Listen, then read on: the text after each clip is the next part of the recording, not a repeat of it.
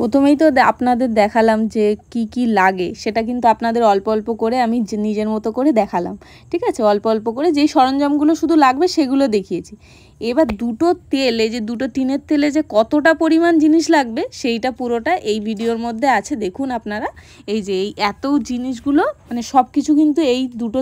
এবার সব সরঞ্জাম আমি রেডি করে গ্যাস জ্বালিয়ে দিলাম, দিয়ে কড়া বসিয়ে এবার নারকেল তেলটা পুরোটা ঢেলে নেবো এখানে।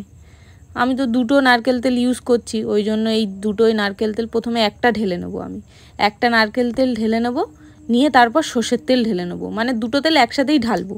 মিক্স করে নিলাম অল্প, একটা নারকেল তেলের কৌটো আর একটা হচ্ছে সর্ষের তেল। এই দেখুন এখানে লাভ সাইন হয়ে গেছে এটা দেওয়ার পর। এরপর আমি টুকরো করে যেই সব জিনিসগুলো রেখেছিলাম, আদা, তারপরে লেবু, সমস্ত কিছু এবার তেলের মধ্যে ছেড়ে দেবো। যা যা যা যা জিনিস আমি এখানে নিয়েছি সমস্তটাই এখানে ঢেলে নেব। এবার আমরা তো একটু বেশি পরিমাণেই বানাচ্ছি, কারণ আমার এক দিদি এটা বানাতে দিয়েছে আমাকে, কারণ আমরা তো সেই তেল বানাই, সেই জন্য বানাতে দিয়েছে। এই দেখুন এই যে তেলটা উপচে পড়ছে, তো এই উপচে পড়ছে, তখন আমাকে গ্যাসটা কিন্তু কমিয়ে দেবেন, নাহলে এই পুরোটা উপচে আবার পড়ে যাবে জিনিসগুলো দিতে দিতে। অনেক কন্ট্রোলে করতে হয়, কারণ এই তেল জিনিস দিতে দিতে উপচে, আপনি এদিক ওদিক ফিরবেন না, তেল উপচে পড়ে যাবে, বুঝলেন তো। তারপরে এই জিনিসগুলো দিয়ে দিলাম। যাই হোক, আমার যে দিদিটা বানাতে দিয়েছে ও আমাদের মেয়েদের চুল, আমার চুল, সবার চুল দেখেছে, দেখে তার খুব পছন্দ হয়েছে। তো আমাকে জিজ্ঞাসা করলো যে তুমি কিভাবে বানাও, তো সেই জন্য আমি এটা বলার পর বললো যে তিনিই বানাতে দিয়েছে, যে একটু আমার জন্য বানিয়ে দিও। এবার এই যে সমস্ত কিছু আমি তেলের মধ্যে সমস্ত কিছুটা দিয়ে দিলাম, দিয়ে এবার আমি আস্তে আস্তে নাড়বো। এগুলো কিন্তু সমানে কিন্তু আপনাকে নাড়তে হবে, এই তেলটা এমন নালে উপচে যাবে, সমানে আপনাকে নাড়তে হবে এইগুলো, ঠিক আছে।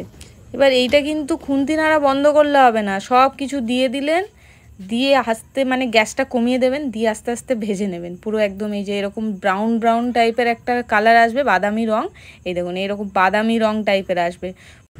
এবার এই বাদামি রং দেখুন এরকম গ্যাজা গ্যাজা উঠে যাচ্ছে, পুরো কিন্তু এরকম গ্যাজা গ্যাজা টাইপের উঠে যাবে, আর টকবক করে ফুটবে, আর পুরো কালার চলে আসবে, আপনার একটা সুন্দর মিষ্টি কালার চলে আসবে, পুরো একদম ব্রাউন রং।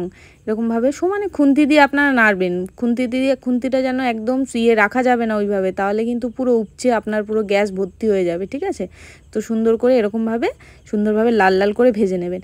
এবার এই তেল পুরো সঙ্গে সঙ্গে নামিয়ে নিতে হবে, কিন্তু যদি নামিয়ে না রাখেন তাহলে পুরো জমে যাবে, যেহেতু আমরা নারকেল তেল ইউজ করেছি না আমরা, ওই জন্য কিন্তু জমে যাবে। এবার আপনাদের মতো যদি কাপড়ের মধ্যে ঢালতে চান কাপড়ে ঢালতে পারেন, আমরা কিন্তু এখানে চুবড়ি ইউজ করেছি, এই দেখুন চুবড়ি ইউজ করেছি, এর মধ্যেই আমরা পুরো তেলটাকে ঢেলে নেব, পুরো তেলটাকে সুন্দরভাবে আস্তে আস্তে ঢালবো, কারণ আমরা সঙ্গে সঙ্গে যদি না ঢালি না, এই যে আমরা যে পাতাপুতি বা যেই প্রোডাক্টগুলো দিয়েছি এর মধ্যে তেলটা টেনে যেত, বুঝলেন।